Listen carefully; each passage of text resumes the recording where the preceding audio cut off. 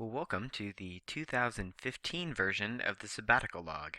I'm going to take two sabbatical trips this time, one to Washington, D.C., and this will be the first part of that trip, and then one in just a couple of weeks to Australia. And I will be doing that for a 3 week trip, and I'll make sure that I keep a good long record there. But let's start with the DC one. What you're seeing before you is the kind of planning that it took to get this trip going. I wanted to do a study of the art and architecture as they relate to American history in Washington, D.C., and there's just so much to do in D.C.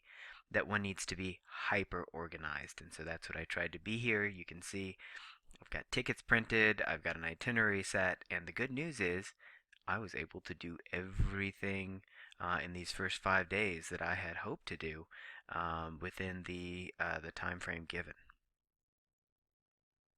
So rather than go through the chronology of what I did, sort of day by day, I thought I'd break this up into the monuments, the museums, and the architecture.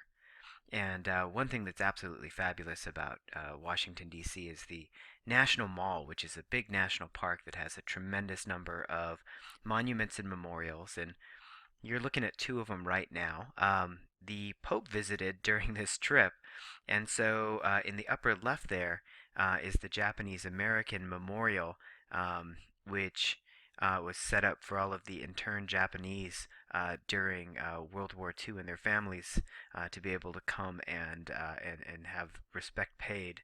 And unfortunately, I'm leaning over a gate here taking this shot. And that couldn't be more different than the Korean War Memorial down at the bottom. That was further away from where the Pope was going to be, so there were no fences. And in this memorial, you can see that there are soldiers who are moving through the plants, and it actually talks about the difficulty of that war and the kind of conditions that soldiers had to go through.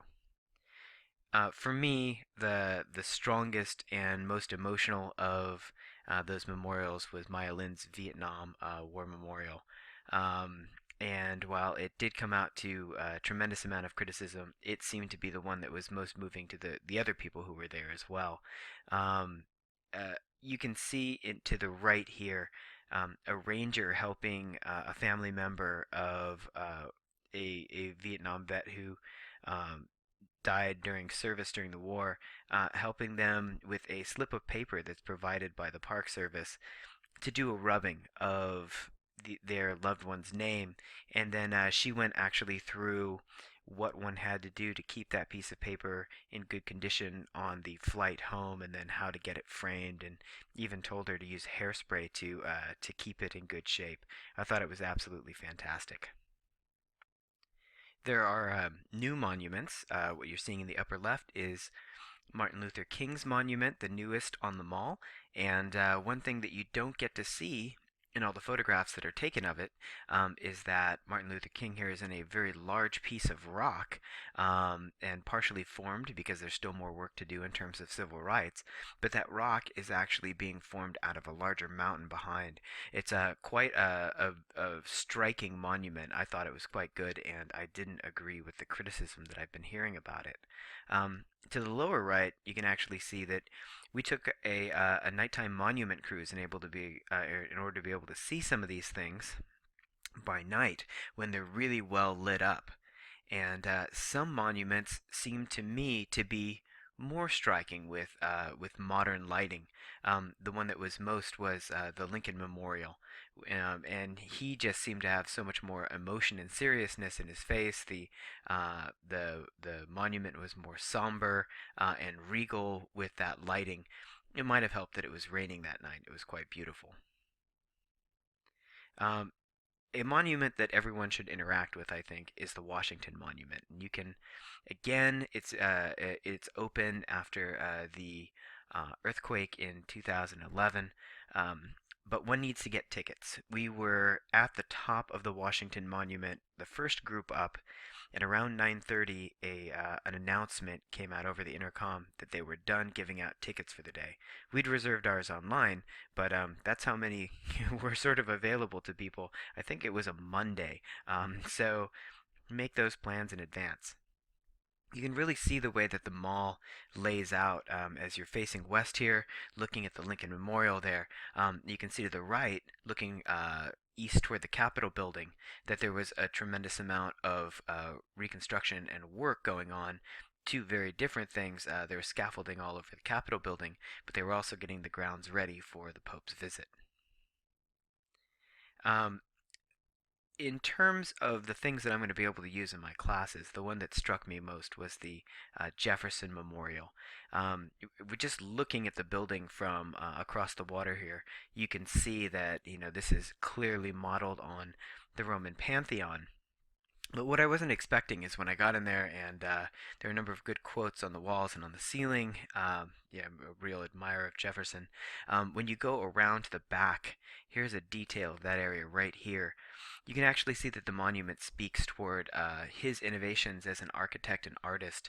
Those are Corinthian capitals that he's standing on, where he has taken along with another designer, Henri Latrobe, he has taken tobacco leaves and corn cobs and put them onto a Corinthian capital to make a neoclassical, truly American sort of statement. So, anybody who's followed any of my blogs before knows that I'm going to talk about food at some point.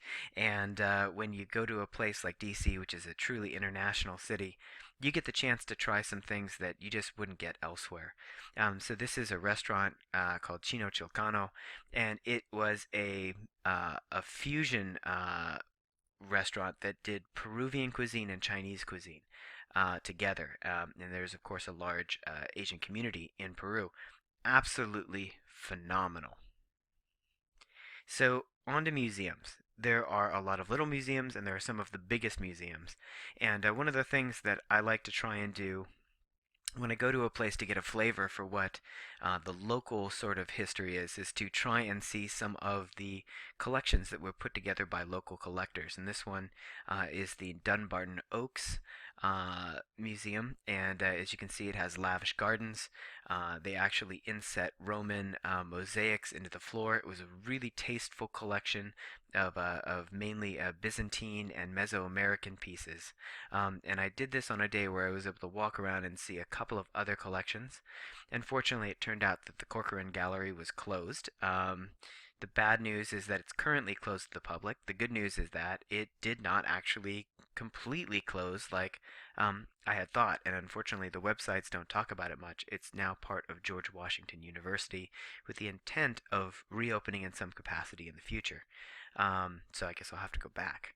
To the right is Renoir's boating party, and sometimes you have to just go to a place that you know has one really famous painting and just go see that painting.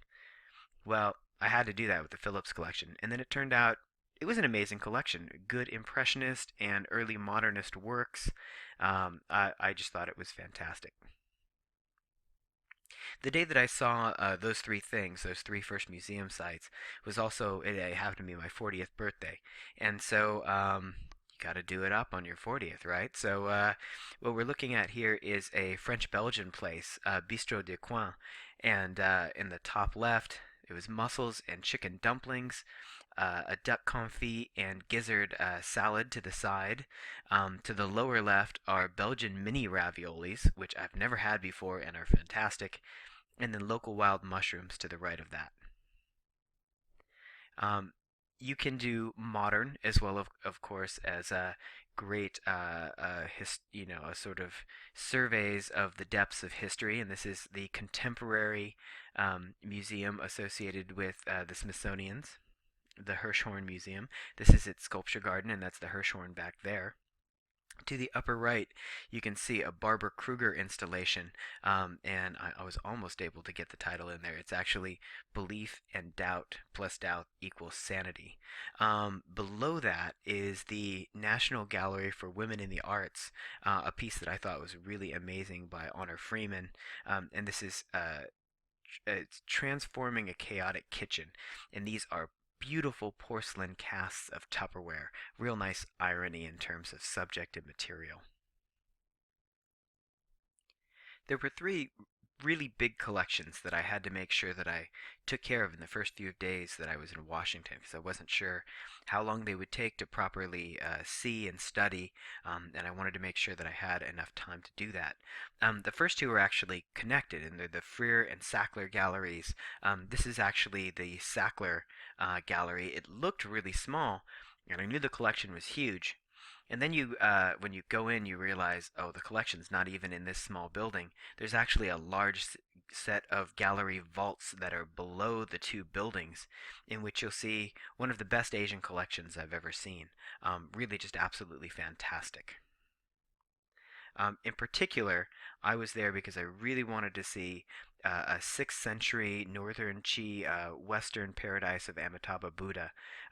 This is one of two pieces from taken from a cave wall that are over 5 feet wide.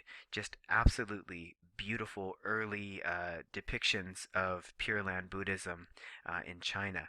And when I was able to actually examine this thing up close, a couple of details, I'll point them out. The first one will be down here, and the second one will be up here. When I was able to really look at it in person, I could really see those people being reborn in Amitabha's Western paradise coming out of those lotus leaves. And it appeared to me that Avalokiteshvara is coming down on a cloud as well in a very, very early Raigo depiction. Just really gorgeous. I was glad to get to study that in person. Uh, but the big museum on this trip is definitely the National Gallery. The National Gallery, now that I've seen it, I have to say, probably the best picture gallery in the United States. Absolutely incredible. I can't think of anywhere else that you can go and see three Vermeers in the U.S. Um, Below is one of the lower level sculpture rooms. This is an absolutely huge hall that's full of Rodin's, Degas, and some of Daumier's critics, and just amazing. In fact, you can see in the center here multiple states of one of Degas' dancers. And of course, its big prize is that it's the only museum, I believe outside of Europe, but definitely the only museum in the United States to have a Da Vinci, and it's just incredible to see one in that setting. Now back to food, because of course there's always going to be food. Um, I think maybe sometimes people ignore, and it's their loss, but they ignore the kind of cafes and restaurants that are attached to museums. And one had caught our eye quite a bit in the past, which was at the Native American Art Museum. There was a kitchen there that served regional specialties of Native American cuisine, 7 different types. And so what you're looking at is braised buffalo short rib on a stewed hominy with a wild rice salad. It was absolutely fantastic. Of course, like the monuments, you can't really study them without being in person. The architecture, same thing. You can't really study this without going and experiencing those buildings. This is the Supreme Court building, just to give you an idea of the kind of things I'm looking at and the way that American neoclassical is put together. You can see the Corinthian columns, you can see the Greek style pediment, the Roman swags. They really fit together to give a pretty amazing American version of neoclassicism. But we'll get to where it gets really American in a second. I'd hoped to get a tour of the White House, but those are pretty hard to get these days, and I wasn't able to get one of those. So I went around the back where I knew it would be quite a bit closer. And it turns out that in back of the White House is where everybody goes to protest, which is made it a really, really interesting experience. And of course, the security is pretty incredible. I didn't take pictures of the people with guns out in front. That's usually not okay. But I do have a picture it's a detail from right there where you can actually see somebody with a scope out looking and properly maintaining the perimeter. That part was very impressive. The building itself couldn't get so close to look. But did decide to have dinner in the area right across the street where a lot of Secret Service people were going at Old Ebbitt's Grill. And so I felt like I should really try out the local seafood. To the upper left is 5 different types of local oysters, and below that is a Maine lobster pot pie, which was really more like a shepherd's pie, but pretty amazing. The highlight of the trip from the first half, and you'll have to watch the second half to see what that highlight is, because that one's just absolutely amazing. But the highlight for the first half was getting a tour of the Capitol building. And the Capitol building gave me a chance to look for two things that I've been trying to get good photographs of for quite a while.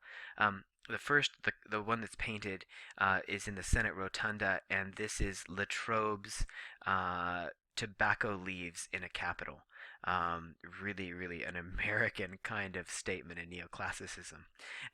From the original building before it was burnt in 1812 in a museum inside, you can actually see some of the corn cobs that were there as well. There are still some in a small sanctuary that's not open to the public on the Senate side, but this was able to give me a good look at them.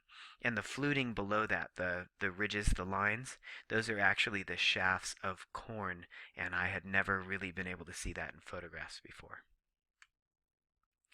The rotunda itself, I mean, the central rotunda, it was under scaffolding, as is the dome. So I didn't get a great look at the historical paintings inside.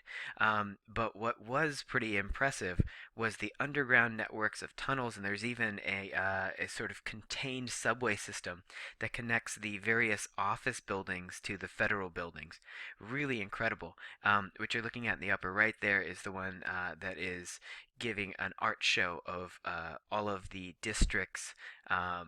Local artists of the high school level. It was a pretty impressive show, and I want to say, I gotta thank here Congressman Denham, whose office arranged the tour for us, and who made time, even though it was the first week of session, to come out and meet my wife and I, which I thought was really fantastic. And we learned two important things about Congressman Denham that day.